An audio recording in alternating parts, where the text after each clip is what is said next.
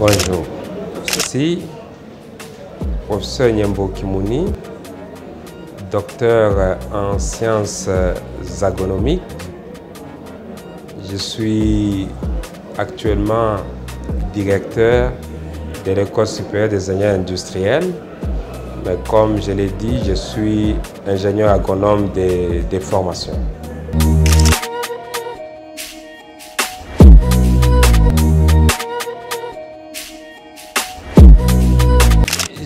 Je crois que dans ce que nous avons dit, il y a déjà votre réponse.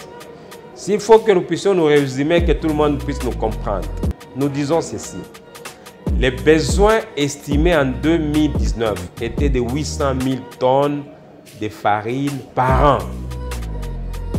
Le programme avait prévu de couvrir les déficits qui étaient de 600 000. Ça veut dire qu'il y avait déjà une production locale estimée à 200 000.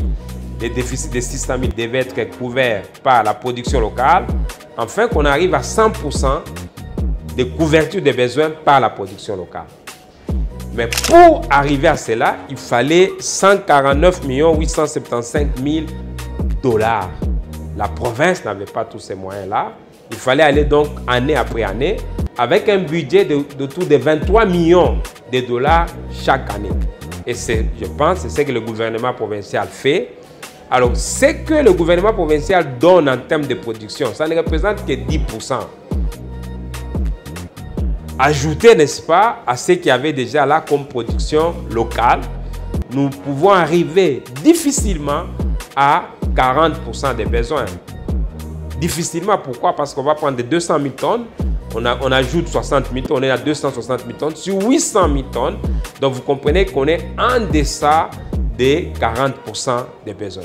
C'est que jusqu'aujourd'hui, la province continue à importer. Alors, quand il n'y a plus d'importation, il y a des problèmes d'os des prix, c'est ce qu'on assiste. Alors, si nous voulons assurer l'autosuffisance à 100%, il faut donc financer les programmes. Or, c'est difficile de les financer à 100% parce que le gouvernement n'a pas d'argent. C'est ainsi qu'on appelle les investisseurs, on appelle d'autres compatriotes qui peuvent accepter d'investir dans l'agriculture. Alors, ces compatriotes vont vous dire que l'agriculture n'est pas rentable. Voilà pourquoi nous demandons au gouvernement de la République de pouvoir appliquer des politiques qui vont aider les agriculteurs à ce que l'agriculture soit rentable. C'est notamment la politique des subventions.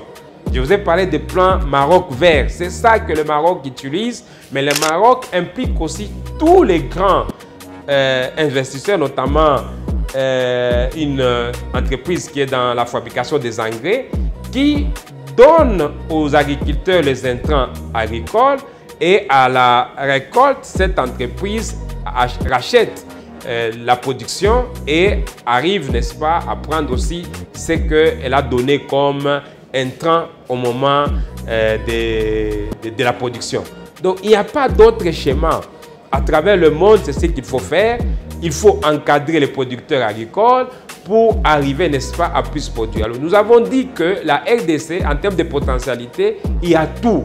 Nous pouvons produire toutes les cultures vivrières ici, dans notre pays. Donc, il revient au gouvernement de pouvoir voir comment encadrer cette population et arriver à plus produire. Pour les cas de la province du Haut-Katanga, il y a déjà 200 000 hectares emblavés par les ménages agricoles.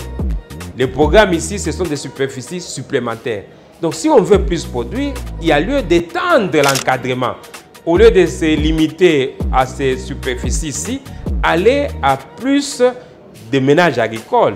Nous avons proposé justement dans le cadre de ces programmes les fonds provinciaux de développement agricole parce que c'est repris dans la loi agricole. Au niveau national, c'est les FONADA. Au niveau provincial, c'est le PRODA, ça veut dire Fonds provincial de développement agricole. Ces fonds peuvent être même alimentés par la redevance minière parce que c'est de cette manière-là qu'on peut arriver à développer la province parce que beaucoup de gens sont des agriculteurs. Donc si nous voulons impacter les gens, il faut développer l'agriculture.